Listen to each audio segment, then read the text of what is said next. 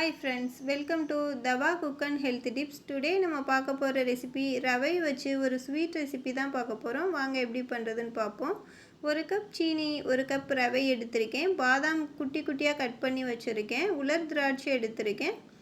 ஏலக்காய் கொஞ்சம் எடுத்திருக்கேன். இப்போ ஒரு கடாய் அடுப்பில் வச்சுட்டு கொஞ்சமாக நெய் ஊற்றிக்கிடுவோம். இப்போ அதில் கொஞ்சம் உலர் திராட்சை போட்டுக்கிடுவோம். அந்த நெய்யில் கொஞ்சமாக பாதாமும் போட்டுக்கிடுவோம். போட்டு லைட்டாக வறுத்து எடுத்துக்கிடுவோம். நல்லா நெய்யில் வறுத்து வரணும். நல்லா செவக்க வறுத்து வரணும். இந்த மாதிரி வறுத்து வந்ததுக்கப்புறம் இப்போ ஒரு பவுலில் அப்படியே எடுத்து வச்சுருவோம். ஃபுல்லுமே எடுத்து வச்சுருங்க. இந்த மாதிரி அதில் உள்ள நெய் இருக்கட்டும். எடுத்து வச்சுட்டு இப்போ நம்ம ரவை வச்சுருக்கோம் இல்லையா, அதையும் அதில் போட்டு அந்த நெய்யிலையே நல்லா வறுத்து எடுத்துக்கிடுவோம். ரவை கலர் மாறிடக்கூடாது. கொஞ்சம் ஒயிட் கலர்லேயே இருக்கிற மாதிரி லைட்டாக வறுத்து எடுத்துக்கிறோங்க. இந்த மாதிரி வறுத்து எடுத்து வச்சுக்கிடுவோம்.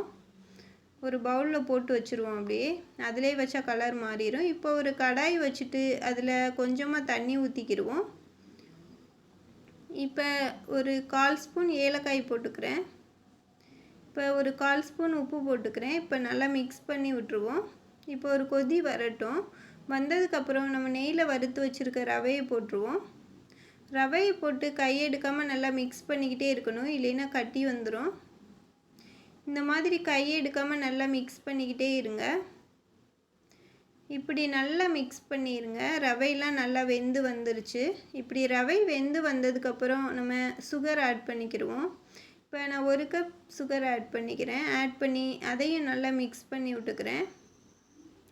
சுகர் எல்லாமே கரைஞ்சி நல்லா ரவையோடு சேர்ந்து மிக்ஸ் ஆகி வரட்டும்.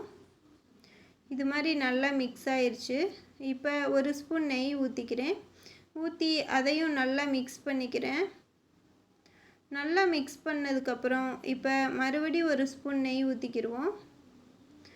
ஊற்றி அதையும் நல்லா மிக்ஸ் பண்ணிக்கிடுவோம். இப்போ நம்ம வறுத்து வச்சுருக்க இந்த முந்திரி திராட்சை அதை போட்டுக்கிடுவோம்.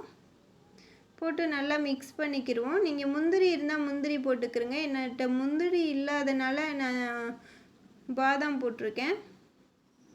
இப்போ நல்லா மிக்ஸ் ஆகி வந்துடுச்சு. சூப்பராக ஸ்வீட் வந்துடுச்சு. இப்போ அதை அப்படியே ஒரு பவுலில் எடுத்து வச்சுருவோம். இது ஈஸி தான். நம்ம வீட்டுக்கு கெஸ்ட் யாராவது வந்தாங்கன்னா கூட ஈஸியாக ஒரு 10 மினிட்ஸ்லேயே ரெடி பண்ணிடலாம். அவ்வளோ சூப்பராக இருக்கும். கண்டிப்பாக செஞ்சு பாருங்கள் ஃப்ரெண்ட்ஸ். பார்த்துட்டு எப்படி இருக்குன்னு சொல்லிவிட்டு கமெண்ட் பண்ணுங்கள். மறக்காமல் நம்மளோட சேனலை சப்ஸ்கிரைப் பண்ணிடுங்க. அப்படியே பக்கத்தில் உள்ள பெல் ஐக்கானை கிளிக் பண்ணி ஆல் கொடுத்துருங்க. அப்போ தான் நம்ம போடுற வீடியோ எல்லாமே நோட்டிஃபிகேஷனில் வரும். தேங்க்ஸ் ஃபார் வாட்சிங்.